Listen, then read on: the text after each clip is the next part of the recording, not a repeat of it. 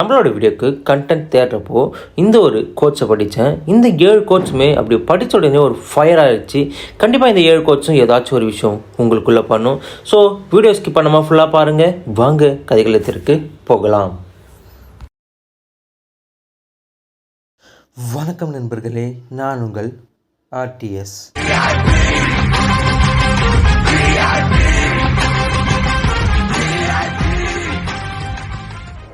முதல் விஷயம், nothing is given, everything is earned. இந்த உலகத்தில் எப்போவுமே எதுவுமே கொடுக்கறது இல்லை, எல்லாமே நாமளாக எடுத்துக்கிறது தான்.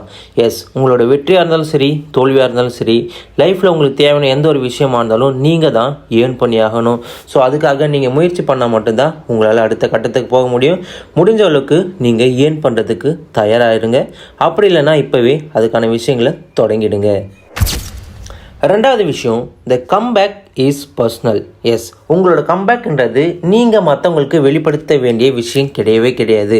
உங்களுக்குள்ளே நீங்களே மறைமுகமாக நீங்கள் அடுத்த லெவலுக்கு போகிறதுக்காக க்ரியேட் பண்ணிக்கிற ஒரு விஷயந்தான் உங்களோட கம்பேக். ஸோ இத்தனை நாள் வீணடிச்சிட்டோம், அதை நான் திரும்ப வெளியே கொண்டு வரேன் அப்படின்னு ஸ்டேட்டஸ் வைக்கிறதாலேயோ இன்ஸ்டாகிராம் ஸ்டோரி போடுறதாலேயோ மற்றவங்க எல்லாருமே உங்களுக்கு நல்லது நினைப்பாங்கன்னு அர்த்தம் கிடையாது. ஸோ உங்களோட கம்பேக்ன்றது உங்களுக்குள்ளே நீங்கள் வச்சுக்க வேண்டிய ஒரு விஷயம்.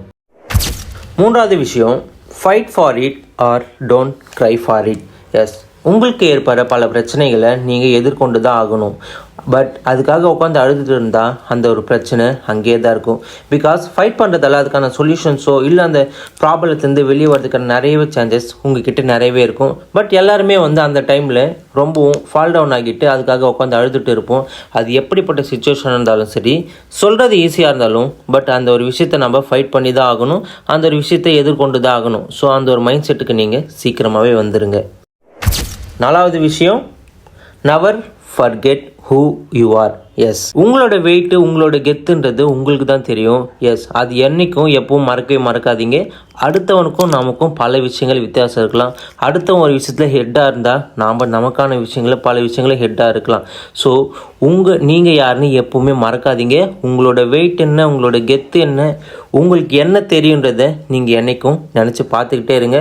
ஸோ அதுதான் உங்களை அடுத்த லெவலுக்கு கொண்டு போக போகுது. So never forget who you are. அஞ்சாவது விஷயம், நம்மளோட மைண்ட் செட்டில் எப்படி தான் இருக்கணும். A middle class boy with rich mind set. Yes, நம்ம பல கோட்ஸ் படிச்சிருப்போம். பட் இந்த கோட்ஸ் ரொம்பவும் அழகானது. கண்டிப்பாக நாம் நினைக்கிறது தான் நம்மக்கிட்ட நடக்கும். நீங்கள் எப்படி உங்களை நீங்கள் பார்க்குறீங்களோ அப்படியே நீங்கள் ஆவீங்க. ஸோ உங்களோட மைண்ட் செட்டில் நீங்கள் என்னவா இருக்கீங்க, நீங்கள் என்னவா ஆக போகிறீங்க அப்படின்றத ஃபிக்ஸ் பண்ணிக்கோங்க. நீங்கள் எப்படிலாம் நினைக்கிறீங்களோ அப்படி தான் நம்மளோட லைஃப் மாறும். ஸோ உங்களோட மைண்ட் செட்டை சேஞ்ச் பண்ணுங்கள். ஆறாவது விஷயம், நம்ம தலை கூட சொல்லியிருப்பார், no risk no glory, no failure no story.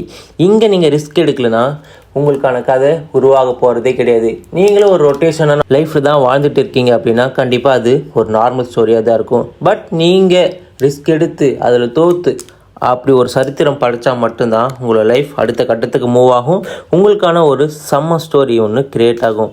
So முடிஞ்ச அளவுக்கு உங்கள் ரொட்டீன் லைஃப்லேருந்து ரிஸ்க் எடுக்க பாருங்கள். அப்போ தான் நீங்கள் அடுத்த கட்டத்துக்கு போகிறதுக்கு அது ஒரு வழியை உருவாக்கி கொடுக்கும். ஏழாவது விஷயம், a real boss has no boss. Yes, நமக்கு வேலை செய்கிற இடத்துல வேணால் நமக்கு பாஸாக இருக்கலாம். பட் உங்களுக்கு நீங்கள் தான் பாஸ். உங்களோட ஹெல்த்துக்கு நீங்கள் தான் பாஸ், உங்களோட மைண்ட் செட்டுக்கு நீங்கள் தான் பாஸ். ஸோ நமக்கு அதுக்கான பாஸ் வேறு யாருமே கிடையாது. ஸோ அப்போ அந்த மைண்ட் செட் எப்படி இருக்கணும், உங்களோட ஹெல்த் எப்படி இருக்கணும், உங்களுக்கு சுற்றி இருக்கிற விஷயம் எப்படி இருக்கணுன்றதை ஃபிக்ஸ் பண்ண வேண்டியது நீங்கள் தான். உங்களுக்கு வேலை செய்கிற இடத்துல மட்டும்தான் பாஸ் இருக்கணுமே தவிர நமக்கு வேறு யாரும் பாஸ் கிடையாது. ஸோ முடிஞ்ச அளவுக்கு அந்த ஒரு விஷயத்தில் தெளிவாக இருங்க. ஸோ இந்த 7 கோட்ஸ் உங்களுக்குள்ளே ஏதாச்சும் ஒரு விஷயம் பண்ணணும்னு நான் நினைக்கிறேன். இந்த வீடியோ பிடிச்சி தான் மறக்காம நம்மளோட பேஜை சப்ஸ்கிரைப் பண்ணிக்கோங்க.